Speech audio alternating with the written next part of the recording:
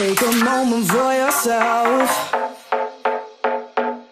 Get close with the lights down low. You and I and no one else.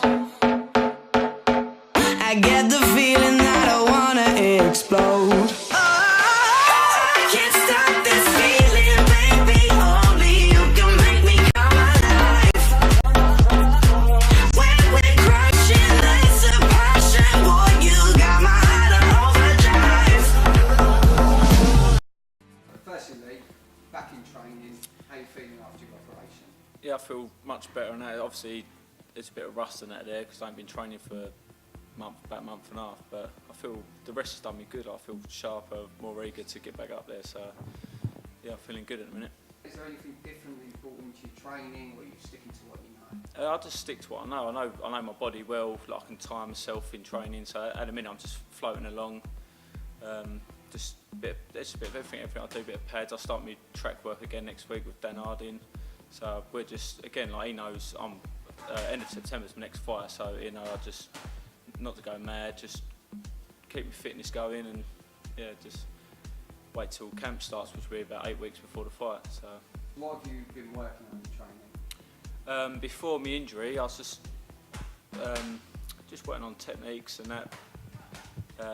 Like fighting southpaws, sparring different people. I've got my own sort of style. Like Lenny Butcher, he knows it, and that's what we work on all the time. Just like improving it. Watch my old fights, what I did wrong, what I did right. Just try and like perfect what we do. So you've made the decision to move up to super middleweight. What was behind this? In my last middleweight fight, I fought a championship middleweight against Harry Matthews, which was a 10-round fight. Making the weight was comfortable, but I just didn't feel like I had that knockout power or the punch to stop him, or to. I could see I was hurting him, but I just didn't feel as strong with punch power. Since moving up to super middleweight, I think I've stopped like 5 of my last 6 opponents, which is showing like the punch power's there at my natural weight. How does it feel to have that power behind you? Yeah, it's good because in the program, obviously it's 10 rounds. If it's not going your way, you're down on the scorecard. If you know you've got that punch power to turn the fight around, it's just, yeah, I think you have got to have a bit of a punch as a professional. Amateur boxing is a bit different because it's all scoring, point scoring, it's 3 rounds, but 10, 12 rounds, you know, you've got to be able to, if you're getting beat by a better boxer and you've got a punch power to turn the fight around, knock him out, and you could be losing the whole fight, so it's nice to have that in the back of your mind.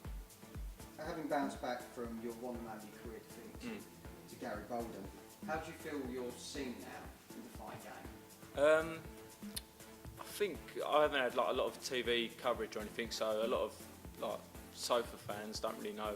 People on the circuit and I think like my name's getting up there, but I honestly believe I'm one of the best super middleweights in the country, and like in a few fights' time, everyone can see that. With the likes of Carl Farage, James DeGale, George Groves leading the way, how exciting do you feel the super middleweight division is now? Yeah, I think it's one of like the hardest divisions without that, because, well, like you say, all them big names, but I don't think they're like in touching distance for me at the minute because they're breaking on to world honours. But domestically, like I say, I believe I'm one of like the ones to watch out for, and there's no one I don't think I can't really beat at the minute, all buying them names. You know, I think they're a bit out of my league at the minute, but I think I'll get up there very soon. Last year when you were at middleweight, you spoke about not being ready to face the likes of Billy Joe Saunders and Chris Eubank Jr. Now you've moved up to super middleweight. If those fights became available, would you move back down to the middleweight division? I want to make a name for myself off my own career. Like, I don't want to be calling people out and mucking myself off and saying I'm going to beat this person, name dropping people's big names in. I want people to like recognise what I'm doing. But obviously you've got to beat the best people out there, which are them names you just mentioned, and yeah, of course I'd go down. I think I feel stronger at super middleweight. The only tempting fight to get it down to middleweight would be like Chris Eubank Jr. He's making like a lot of noise, and you know, I'd like to get down and show him up. Like you said, you've got the fight in September at York Hall. The opponent's yet to be confirmed. How difficult a task is it to prepare for a fight without knowing who your opponent's going to be?